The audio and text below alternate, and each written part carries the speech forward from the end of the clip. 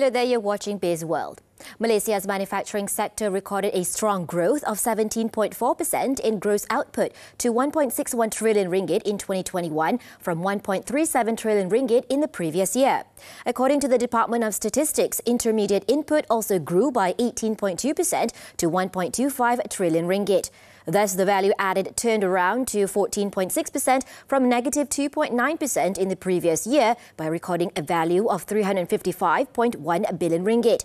In terms of gross output by subsector, the petroleum, chemical, rubber and plastic products subsector contributed the largest share.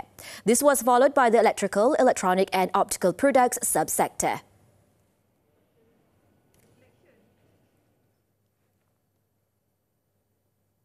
Perlis State's technology partner Kayangan Agro Farm Sdn Bhd has invested 2 million ringgit to empower the Harum Manis industry from upstream to downstream. It is part of the 35 million ringgit investment plan over 5 years, which includes smart farming, processing centre and downstream product factory.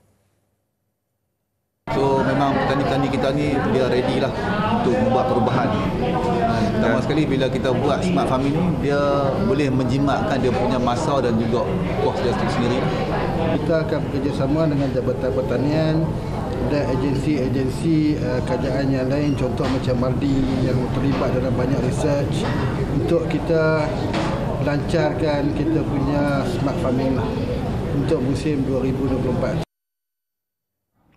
Together with its logistics partner, the online sales of Harum Manis will only take under 3 days for delivery to the buyer.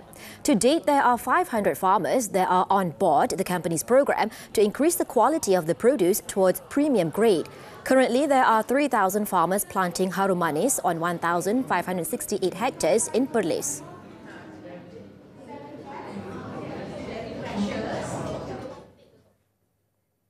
Philippines billionaire Frank Lau, the guy behind two of the country's most well-known restaurants, Gloria Maris and Choy Garden, has inked a deal to buy a 35% stake in Zeus Coffee, a local tech-driven coffee chain. Choy Garden Restaurant Company Chief Operating Officer Janica Lau said the group intends to grow into the Philippines and the coffee chain is a natural fit for their plans. One of the expansion plans will be introducing the coffee chain brand to the Philippines market. Meanwhile, Zeus Coffee co-founder Ian Chua said the new project with the group demonstrates that international companies are confident in local brands. Zeus Coffee's growth in Malaysia has been rapidly expanding in the last 3 years and currently has 197 locations across the country, with over 30 million cups delivered to date. Filling out paperwork, obtaining licenses. Having multiple people or committees approve a decision that delays almost everything. Are these excessive, rigid or redundant? The Prime Minister says Malaysia can be great again. But then, what does it take for the nation to cut red tape and bureaucracy? Join us on Money Matters this Saturday at 5 p.m. only on TV3.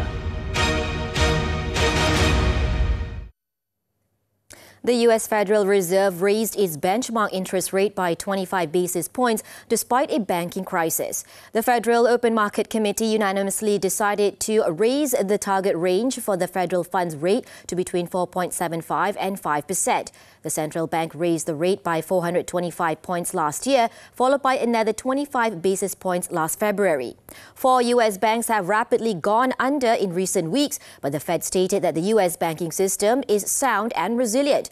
Recent developments are likely to result in tighter credit conditions for households and businesses, as well as to weigh on economic activity, hiring and inflation.